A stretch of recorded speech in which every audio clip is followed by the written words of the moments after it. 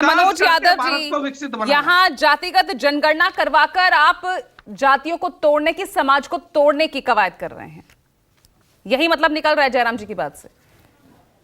देखिए पूजा जी, जयराम बीजेपी के प्रवक्ता हैं, विप्लव जी।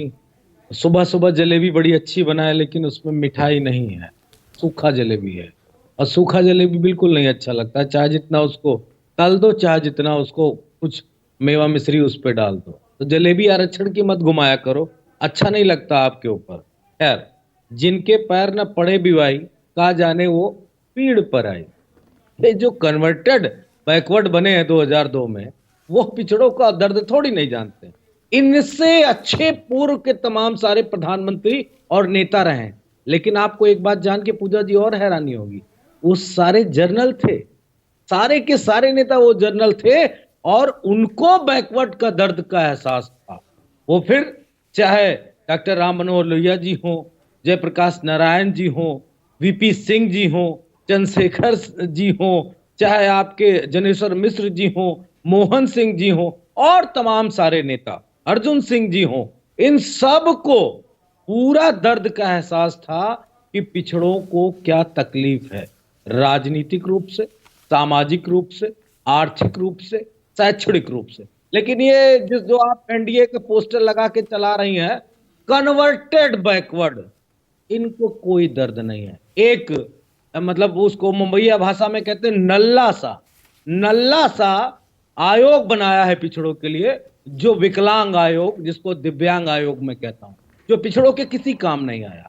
और सबसे बड़ी बात, हर मुद्दा जो इंडिया अलायंस उठा रहा है, वो मुद्दा पूजा जी महत्वपूर्ण है, लेकिन वो मुद्दा फेल क्यों हो जा रहा है? 3 राज्यों में क्यों फेल हो गया?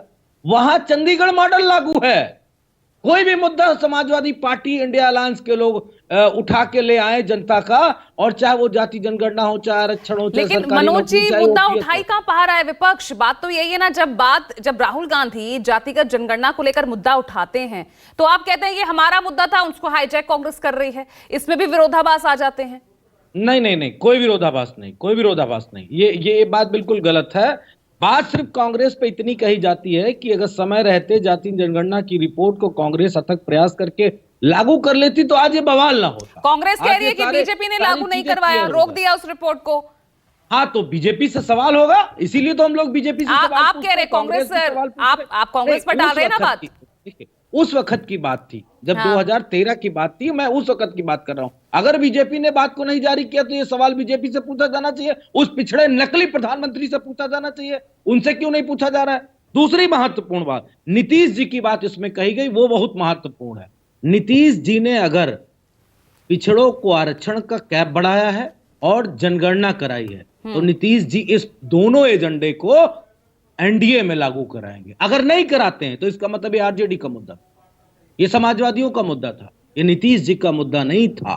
अगर होगा, तो मैं उम्मीद करता हूं कि बीजेपी के प्रवक्ता बोलेंगे, और हमारे जो साथी और हैं, वो इस बात को तय करके बताएंगे कि आने वाले समय में एनडीए का सबसे बड़ा मुद्दा होगा।